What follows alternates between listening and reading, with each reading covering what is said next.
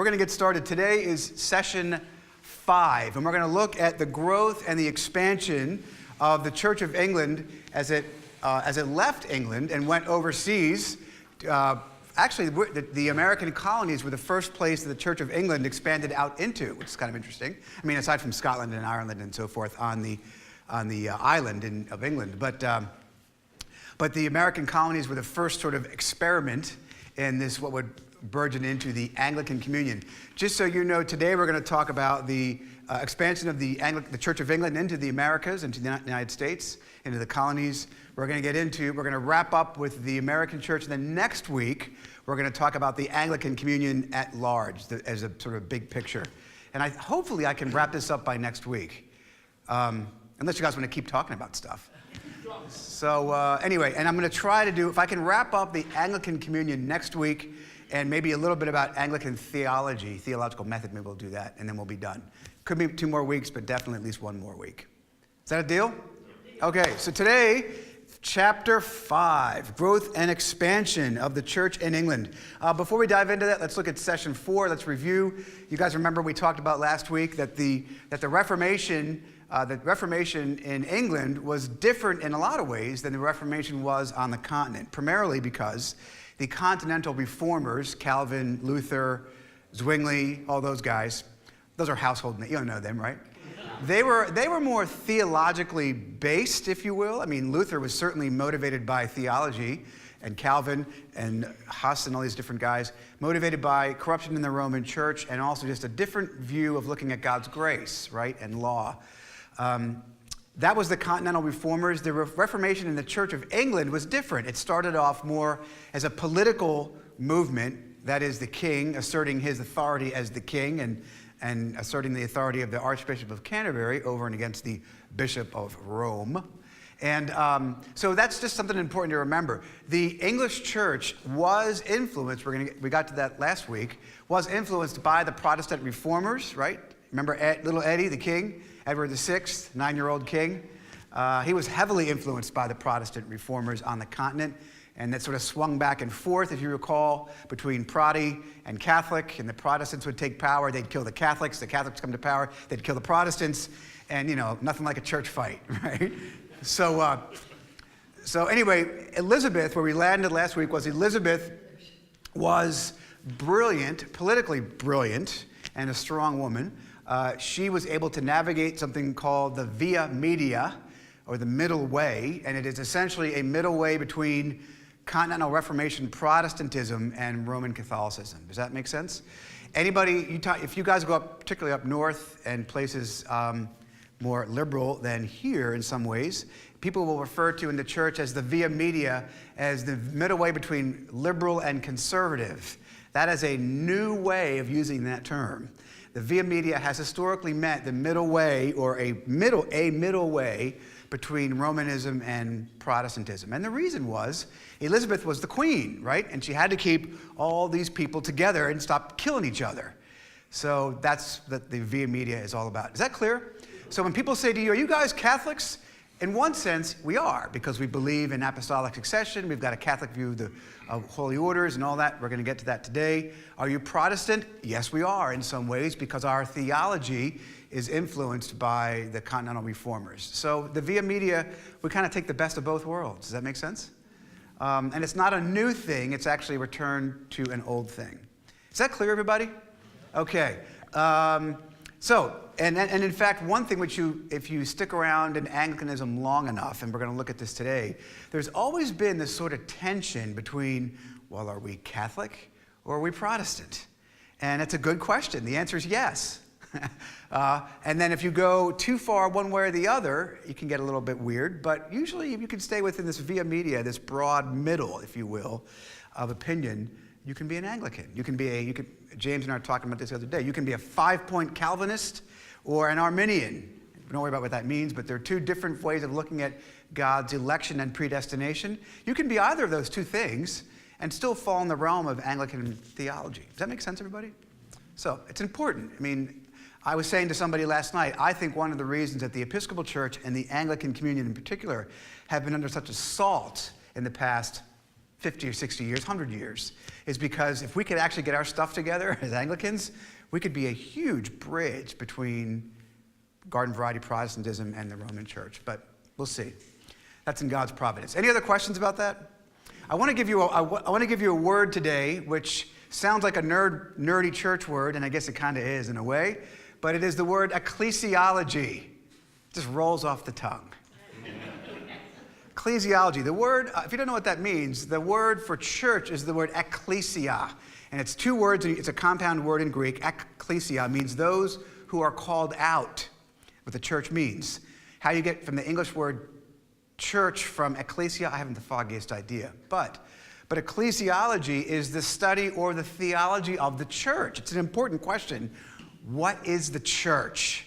Is that clear? It's a huge question because the answer to that question determines how you do your theologial method. So let me give you an example. Ecclesiology, the study of the church, the theological study of the church. What is the church? In the Roman Catholic Church, they say, well, it's us, right? So, and they kind of get weird about this, but they will refer to, I think, it used to be that non-Roman Catholics were referred to as separated brethren. But here's the question, right? If you are the Roman Catholic Church and you believe that you are the one true church, which is what they believe, then there is no such thing as the church outside of the Roman Church. Does that make sense? Okay, so you may disagree with that as an Anglican. I do as an Anglican. But to understand what they perceive of themselves is crucially important. For example, you ever go to a Roman Catholic church and they say if you're not a Roman Catholic, you can't receive communion? Well, it's not because they're being mean or angry. It's because you're not in the church. Okay, now you would disagree with that as an Anglican. I would disagree with it as an Anglican. But from their understanding of who they are, you're not in it. And so therefore, you can't receive communion. Does that make sense? And actually, the Orthodox Church kind of come at this the same way. They would say, again, remember the great schism we talked about, the two splits, the East and West? The Orthodox have a very similar ecclesiology, an understanding of who they are, right? They are the church. If you're not Orthodox, you're not in the church, which is why if you go to an Orthodox church, you can't receive communion there either. Why? Because you're not a Christian. Is that clear? Now, again, you may disagree with that, and you probably do, unless you are a Roman Catholic or an Orthodox.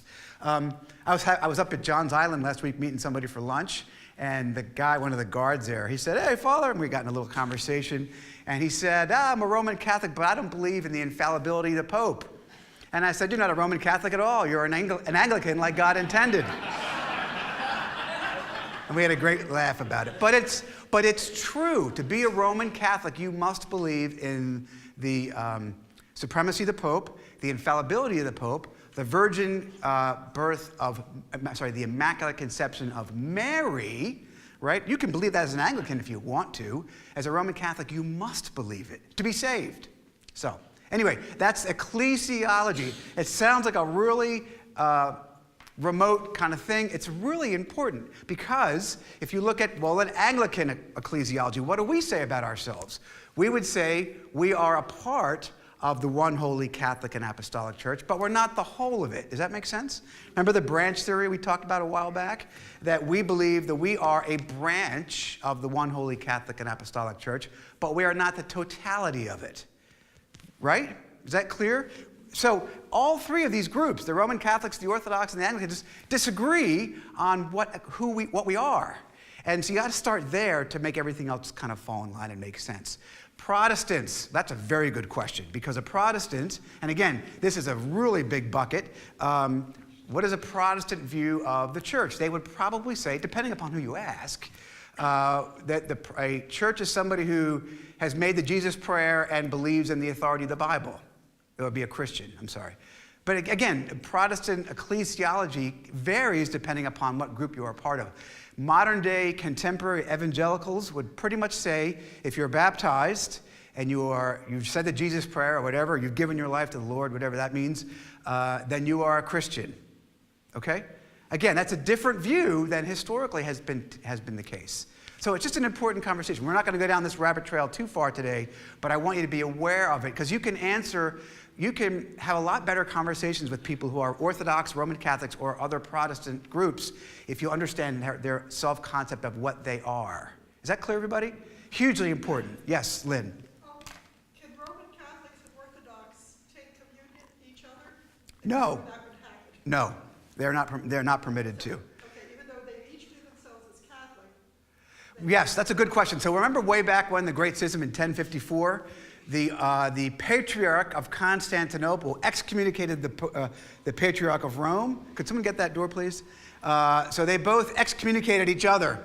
So the Orthodox would say that the Roman Catholics are schismatics. The Roman Catholics would say the Orthodox are schismatics, and so they can't receive communion from one another. Interestingly, though, here's a sort of funny thing. Someone told me this way back, if you are Orthodox, Eastern Orthodox, and there's no Orthodox church you can make it to receive communion, you go to the Anglicans. There's a lady who comes here, I don't know what her name is, doesn't speak any English. She's Middle Eastern of some variety, but she'll come here to 8 o'clock service, Mass sometimes, with her head covered. She's a little thing, doesn't speak a word of English, but receives communion and then leaves. She's Orthodox. It's just cool. Anyway, any other comments or questions? Very important idea. Sounds nerdy, but it's important for you confirmands. So let's move along. So Elizabeth dies in 1603. Charles I is the king. We're going to get to him in a minute. And this guy by the name of William Laud, the Archbishop of Canterbury, becomes the Archbishop of Canterbury. He is a high churchman, meaning he believes in the divine right of kings. He believes in the efficacy of the sacraments. He believes in the apostolic succession, all that stuff. This guy is a rock star. He's one of my favorites, actually. Archbishop Laud, who came to power, was the Archbishop of Canterbury right before the Puritans came in and killed everybody all over again. Nothing like a church fight. So Laud and Charles I were trying to drive out the Puritans. The Puritans were a group of people coming into the Church of England and trying to impose a very rigorous moralism. Right? That's where the word Puritan comes from. The Pilgrims on the Mayflower left England. Know why? Because of that dude. They were leaving England because they were Puritans in the Church of England, and they were being persecuted by the Church of England, and they left to come here. The Quakers, same kind of deal. So a lot of people went to the Americas to escape that guy and the Church of England, whom they deemed to be oppressive. The reason being, the Puritans were getting rid of priests and bishops and all that jazz. It was all about this rigorous movement within the church. Anyway, so the Puritans and the Anglicans were kind of duking it out. The King James Bible comes into existence in 1611. The King James Bible, of course, is a marvelous piece of English literature. And if you're not used to reading it, it's very difficult to read. I knew a guy when I was curate, I worked for a priest by the name of Father Eddie Ricks, whom George and Bell know well. Eddie Ricks has been raised on the King James Bible, and when he reads it, it's beautiful. Poetry, and it's clear, but you can't read it like it's punctuated. So anyway, the King James Bible, one of the great hallmarks of English. So King Charles I, he was the king, whilst this guy was the Archbishop of Canterbury. King Charles I, son of James VI, became the King of England, believed in the divine right of kings. He also was a high churchman. He and Laud were king and Archbishop of Canterbury. And then the Puritans came along, and King Charles I was martyred by Oliver Cromwell in 1649. So, and the monarchy, if you know your English history, we're not going to spend any time on this, was disestablished in 1660. Was disestablished when he was executed and then reestablished in 1660. It's a big, ugly, messy part of English history. But I will point out to you something I'm not sure if you can see this or not, but that dude has the coolest shoes. Can you see him? I'm not a shoe guy, just so you know. I wear Allen Edmonds, and that's pretty much the extent of it, but those are some wicked shoes, man. Interesting little note about King Charles I. Here's an interesting little nugget about him. There is a group called the Society of King Charles the Martyr. King Charles is the only uniquely Anglican saint. Because remember, Anglicans believe that since the church broke apart, there's no unified church anymore, right? We're all pieces of it. So how would you make somebody a new saint? So Anglicans will put people on our calendar, like C.S. Lewis and different people, but we would never call somebody a saint because we've got no mechanism of making them except for that guy. Now, if you're an Anglican and you're going to make that guy a saint, how do you do it? What do you think? An act of parliament. So King Charles I was made and is the only Anglican Saint Charles the Martyr. He's the only one by an act of parliament. That's how you do it, right, in a state church. So it's kind of a cool thing. Guys, he should have gotten executed for wearing those shoes, man. Anyhow, let's move along. So let's go into Paul, quickly. Couldn't all the bishops vote? I mean, instead of a bunch of crooked politicians. Well, the bishops sit in Parliament, right? They sit in bishops vote. They're part of it. Again, that's a rabbit trail I don't want to get into, but anyhow. So the empire expands. Now, remember that people like Charles I and others believed in the divine right of kings, right? So as the empire expands, they bring their church with them, right? And the king is the secular head of the church. The bishops run it from a spiritual sense, but the King of England believed himself to be the person in charge of the secular affairs and the safety of the Church of England. And it wasn't just a power thing. They really believed that as a matter of theology. Paul says this in Ephesians, right, isn't it? Where he talks about being subject to the divine rulers because they are put there by God for your safety, right? Honor the king, Paul says. So it sounds foreign to us because we rebelled against all that stuff, but just bear in mind when you understand how the church kind of unfolds and the problems with the Methodists, for example, which we'll get to in a second, it makes a lot of sense when you understand that the English come at it from the divine right of kings and that this is all headquartered back in London, even as the empire expands. Is that clear?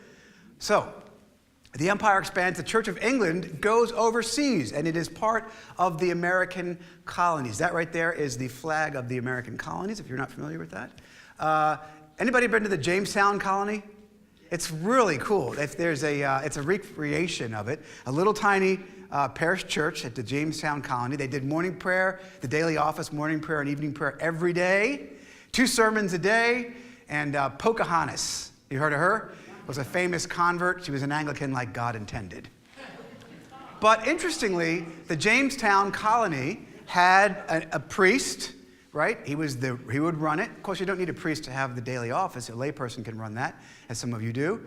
But just get the idea being that in Virginia, which is where a lot of the early English settlements took place because of tobacco and stuff, the English had a very strong presence there. And in fact, the Church of England was the official religion of the Virginia colony.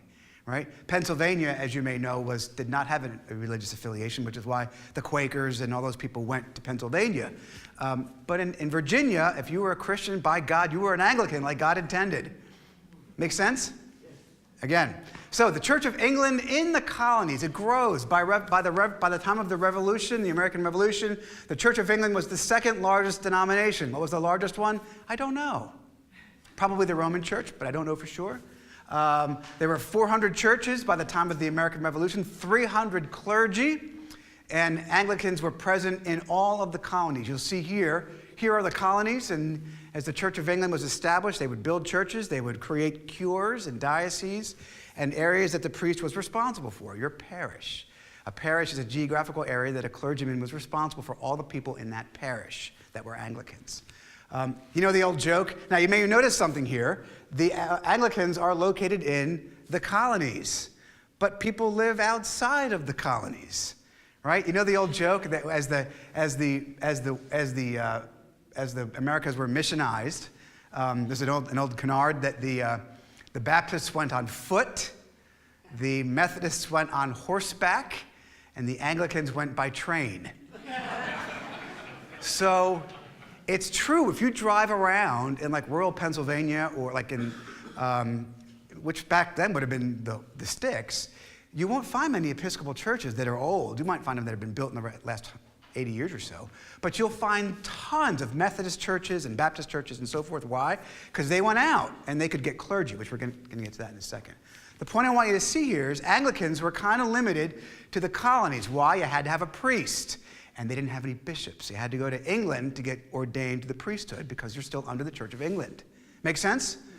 Okay, so that gets messy, which we're going to get to in a second when it comes to other denominations. Any questions so far, friends? Am I keeping your attention today? I'm feeling a little bit off, so I'm trying my best. You're doing fine. Okay, good. Two things I want you to understand, which is pretty cool. As the Church of England expands, and actually as the Church of England begins to grow, there are different missionary societies that went out and were missionaries. Again, there was a high church group and a low church group, because those are the good old days when you could fight about stuff like candles on the altar. The low church group was called the Church Missionary Society, the CMS. The high church group was called the Society for the Propagation of the Gospel in Foreign Parts, or the SPG, which you'll see there. It was a high church missionary society, was known for having high moral standards, being very rigorous in their preaching and their preaching of the gospel. The SPG was, I dug this up somewhere, that they were very active in the conversion of Congregationalists and non-Anglicans. They're pretty hardcore. And Thomas Jefferson, referred to the Society for the Propagation of the Gospel as Anglican Jesuits. That's pretty cool. The SPG is still in existence. It no longer has the fire that it once had, but perhaps someday it will. But if you look at, and we'll look at this next week, if you look at different provinces of the Anglican Communion in Africa, for example, the provinces which were missionized by the SPG are very high church. The provinces that were missionized by the CMS, the Church Missionary Society, are very low church. So, for example, if you are the bishop of northern Malawi in the province of Central Africa, Bishop what was his name? Not Magangani, was here a couple years ago. He's a very high church guy.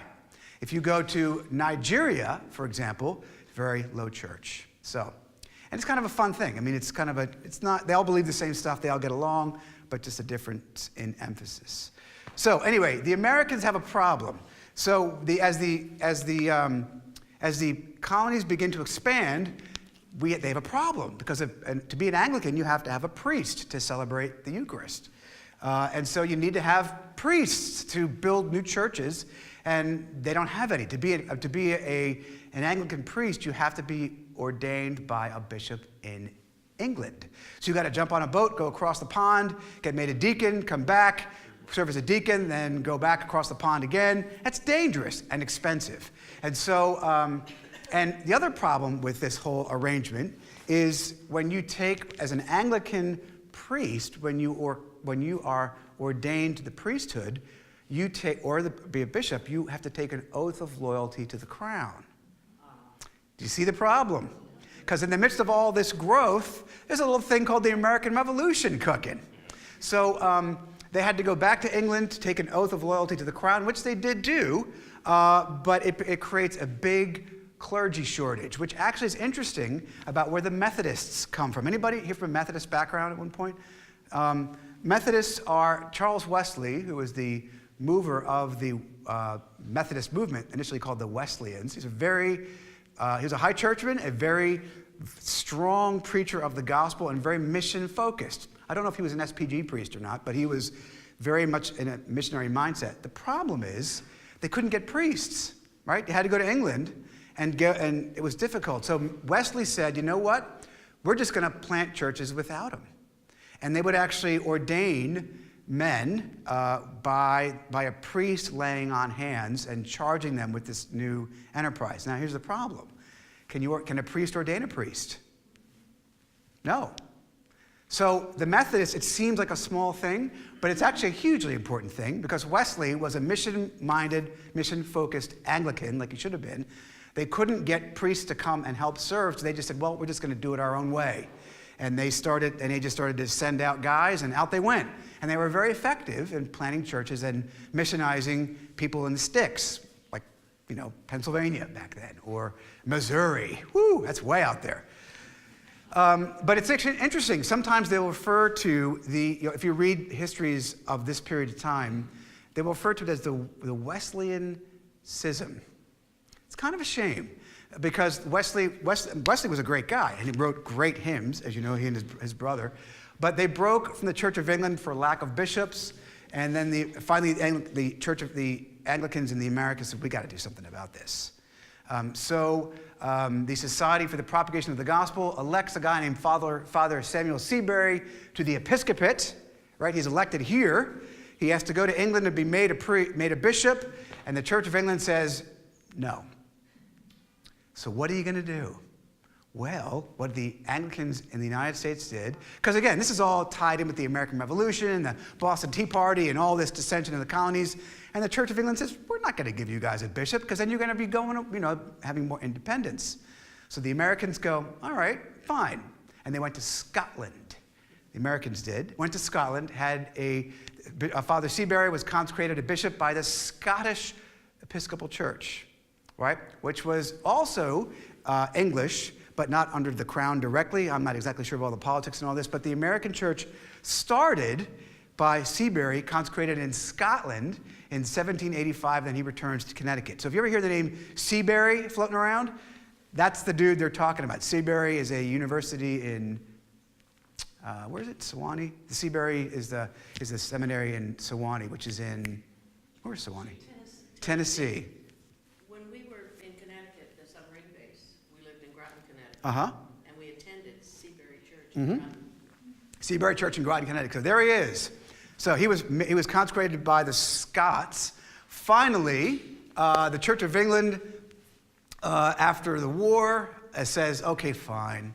And they consent and they allow then James Madison, who's that fellow right there, he is consecrated by the Archbishop of Canterbury in 1790, right? So it kind of reestablishes the connection with the Church of England. Again, Seabury was consecrated by a bishop in apostolic succession, right? That was never a problem. But with James Madison, who's probably a familiar name, he was the Bishop of Virginia. A lot of Anglicans in Virginia, as you know. And he was consecrated by the Archbishop of Canterbury in 1790. Anybody here from Virginia? You can't swing a cat without hitting an Episcopal church in Virginia. Why? That's where the English were, right? Anybody ever been to the Williamsburg? I've been there. Kathy and I were there once with our kids, and it's really cool. They've got a Church of England parish in Williamsburg. It's an Episcopal church now, but it's a very low church parish, but it's cool. So, and interestingly, Parliament provided for Madison to be consecrated without an oath to the king. So that's that. And then we see another things begin to move. We see the American succession begin to take place. So you have these different bishops that have gone. So Madison goes to England. He's consecrated by the Archbishop of Canterbury. And then finally, you have three bishops that are Americans, three American bishops, and they consecrate this guy named Clagett. He's the first, you with me? He's the first bishop of the American church consecrated by American bishops. That's him. So if anybody here is from Philadelphia, you know that William White was the rector at Christ Church in Philadelphia, where George Washington worshiped, if you care about these things. But so Seabury, Madison, and William White consecrated this dude, Clagett, who was the first American bishop consecrated by American bishops. Why three?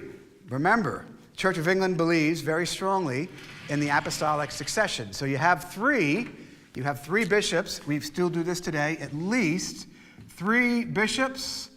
Those are mitres on top of their heads. You have to have three bishops lay their hands on a person to make them a bishop. Why three? You could use just one, but Anglicans have always used three in case one of those guys has defective orders. That's how important in the Anglican Church is apostolic succession. Even today, when there's a bishop is consecrated, you have a chief consecrator, which is usually a presiding bishop, doesn't have to be, and then two other bishops that are co-consecrators, always three. You can have more, but there's always at least three. Why? In case one of them is broke, in case one of them doesn't have valid orders. In 1783, the American War ends. And then General Convention of the Episcopal Church, of the Church in England, which is now separate, doesn't call itself the Church of England in the United States. They don't even call themselves the Anglican Church of the United States. They call themselves the Protestant Episcopal Church of America. Now, why do you think they didn't call themselves the Anglican Church of the United States? There's a good reason for it. Why do you think? Well, yeah, that's true. But they want to report to the king or queen. By this time, you did not have to take an oath of loyalty to the king, but we just fought a war with these guys, And if you're going to try to grow a church, the last thing you want to be is an Anglican, right? Because you would have been considered suspect. And so they called themselves the Episcopal Church. Now, where'd they get that word from? The church in Scotland had the same issue. They didn't want to call themselves Anglicans, so they called themselves the Scottish Episcopal Church. And the word Episcopal, anybody know what the word Episcopal means? It means bishops. The word Episcopal is from the Greek word episkopos, which is a Greek word which means bishop. So they called themselves in 1780, at the first convention in 1789 in Philadelphia, the first general convention, which is the governing body of the Episcopal Church. The first name was the Protestant Episcopal Church in the United States of America. In 1967, they dropped Protestant, and they just called them, and now we're just the Episcopal Church. Make sense? I think that's it. I went through a lot today. Yeah, any questions? You guys seem sleepy today. Am I going too fast? What's that? I said we are in awe. Yeah, just soaking it all in. It's really fascinating. We're going to get into this next week, the growth of the American church a little bit. But an interesting thing is the Episcopal Church actually remained pretty small because of the connection with England, right? And that whole, people were suspicious of the church of the Episcopal Church because of the connection with the Church of England. It was actually pretty small until after World War II, and then it just exploded. And the Episcopal Church has historically been a church of not a whole lot of people, but huge influence. I think something like 75% of American presidents have been Episcopalians. Donald Trump, whatever you think of him, good or bad, is immaterial, but he goes to an Episcopal church in West Palm Beach. It's where he was married. George Bush, Episcopalian. George Bush Sr., Episcopalian. Ronald Reagan, Episcopalian. George Washington, Episcopalian. So it's kind of funny. And the Episcopal Church has always been that sort of thread and also pretty wealthy. You may not know this. You've heard of Wall Street, right? Okay, there is Wall Street is actually where all the financial stuff takes place. There is a church in Wall Street, some of you have been there, called Trinity Episcopal Church, Wall Street. Anybody heard of it? Yes. Okay, Trinity Wall Street. Not a very big building, but that land was given by the Queen back when it was in Church of England parish. And so Trinity Wall Street owns Wall Street. And all that property on Wall Street. They are still one of the largest property owners in the city of New York. That's right. And the wealthiest church in all Christendom. I'm not kidding. I mean, it is. What's that? And a very small congregation. It's really a shame. They have a whole corporation, Trinity Episcopal Church, Trinity Wall Street, has a whole corporation with a CEO and a board that manages the money. I have no idea what they're worth, but it's probably in the billions, I would imagine. Any idea, Don? Many billions. Many billions. What about their outreach? I want to know. That I can't comment on. But they do wonderful things. Yeah, they do. They're very philanthropic. They give away a lot of money. How orthodox? I don't know the answer to that question. I don't know the rector there. Although interestingly, the former rector of Trinity Wall Street was just here about a month ago. He came through. He introduced himself to me. I got his business card. Nice guy. They have a new rector there now. But anyway, kind of funny thing. So Don, and I'll get you, Chris. Question on baptism. Yes. Do we as a denomination Uh-huh. have a view of who can and who cannot participate, or is that at the discretion of the rector? Who can participate in what? I'm sorry. It's okay. Communion. It said baptism. Oh, no, that's a good question. Okay, so Don's question to me was, does the rector have discretion over who can and who cannot receive communion? The answer is, well, wait a minute. The answer is the standard to receive communion is baptism. Used to be confirmation, it's not anymore. But if you are a Christian baptized in the name of the Father and the Son and the Holy Spirit, then yes, you can receive communion in an Episcopal church. If you are baptized a Mormon, because they're not Trinitarians. So that's that. So Don, to answer your question, the answer is yes. If you are a Methodist, a whatever, Presbyterian, a Lutheran, an evangelical who's baptized in the name of the Trinity, sure, you can receive communion. The rector can prevent somebody from receiving communion by excommunication. That's a disciplinary matter. And there are two, and it's right in the prayer book. The rector can deny communion to somebody if they are at odds with another member of the congregation and refuse to be restored. That the rector can do, and I've had to do it. That people always leave when you do that. But the point of it is not to be vindictive. The point of it is, Bill, if you can't get along with Muggs and you can't restore, it has to come to my attention. And if you were, just because I know you. So in that case, the rector can deny communion with the intention of bringing both parties to repentance, and then notify the bishop. So in that case, yes, the rector can deny. But it's a disciplinary matter, and the intention being to restore unity in the body. Did you ever notice, let me just say one quick thing. Ever notice liturgically in the church, after the priest pronounces absolution, we exchange the peace? The purpose of that is now that you have claimed Jesus has forgiven you from your sins, and you've forgiven everybody else, if you are at odds with another member of the congregation, get off your fanny and go and be restored to that person before you receive communion. That's maybe I'll mention that today, the liturgical minute. That's the purpose of it. But Don, you've got a question. Follow-up question. Yes, sir. So, if someone, by whatever definition, says, I am a Christian, and they have not been baptized, Right. they should not be taking... That's correct. I would say to them, we need to get you baptized. I've actually said that. So, and in fact, if I become aware of that, I will notify them. And the reason is not to be vindictive. The reason is because Paul says, if you eat and drink of the body unworthily, you're eating and drinking damnation upon yourself. And let me put it to you like this. If a person receives communion and it's the body of Christ, and that person is not a Christian, that's dangerous for them. According to Paul, anyway. So I would say to somebody, and this has happened, people's children have received communion, and I'll say to them later, hey, wait, and again, this is not meant to be vindictive. I would love to baptize you or your children, but please don't let them receive communion until they're baptized, because it might be dangerous for them, to be perfectly honest. That's what Paul says. So that's the only reason I would deny it. It wouldn't be out of a matter. It's not meant to be exclusionary or vindictive. It's actually meant to be help them not be damaged by receiving something which they're not able to receive on their own goodness, their own merit. Is that clear? Make sense?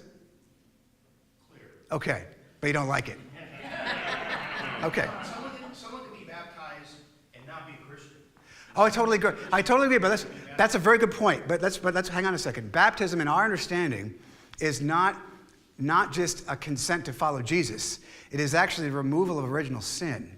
And so until that baptism, that's why we baptize babies. They don't know what they're doing. But once you baptize a person, that original sin, the mark, if you will, the stain is removed, not by what they've done, but by what Jesus has done for them. Right? So until that takes place, in an Anglican view of baptism, that person is essentially fallen. And you don't want to give them communion because it might actually be dangerous to them. Again, it all depends, it all comes back to ecclesiology, right? What's your understanding of how this stuff works? Good conversation.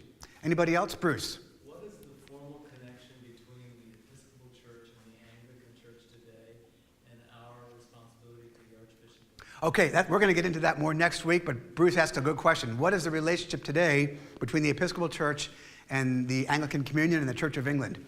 Historically, the Anglican Communion is after the Americas begins to expand worldwide during the Victorian time, and the church, when England was just planting colonies all over the world, they would bring the church with them, plant churches. The Anglican Communion are all of those churches that were planted by Anglicans. They come together once every 10 years because the Archbishop of Canterbury invites your bishop to come. So the way historically the Anglican Communion has been defined is the Archbishop of Canterbury invites your bishop to come to the Lambeth meeting every 10 years. That's what makes an Anglican an Anglican. So, to answer your question, has Greg Brewer, Bishop Brewer, been invited to Lambeth? Yes. Has the presiding bishop of the Episcopal Church been invited? Yes, he has. So we would call ourselves Anglicans based upon the fact that the Archbishop of Canterbury has invited our bishops to attend the Lambeth Conference. Is that clear?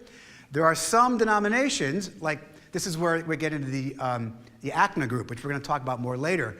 But the split church from here, that group, their bishops have not been invited to Lambeth. As Anglican bishops, they've been as observers, and it gets complicated because they're under overseas bishops, and it gets it's just kind of an amorphous situation, but the short answer to your question is, the historical definition of an Anglican is that your bishop is invited to the Lambeth Conference. There are only 2 churches in Vero Beach that are under bishops that have been invited to the Anglican Communion. Trinity Vero and All Saints St. Augustine's. That's it. Does that answer your question? Yeah. Yes, ma'am. Man, I gotta run. You're saying that you can take communion if you've been baptized. Confirmation has nothing to do with it. Oh, yeah, that's a good point. Back in the 1928 prayer book, you used to not be able to receive communion until you were confirmed. Remember that when you were older? That was changed. It's called the age of discretion, when a person can actually consent to what they're doing. That has been changed. What we do now is baptism is the only necessary thing to receive communion. I try to wait until children are at the age of having an understanding of what they're doing before they do it. Do they have to be? No. But I think for their own sake, if they say, like Gracie, for example, she was 8 or 9 when she went, maybe she's younger than that, when she wanted to receive communion. And I said, okay, do you believe it's the body and blood of Jesus? She said, absolutely. Okay. So then, and what I usually do is we have a First Holy Communion class once a year, right around Thanksgiving, when we usually train the kids, and then after that they can receive. But they can receive regardless if they want to, if they're baptized. Is that clear, everybody?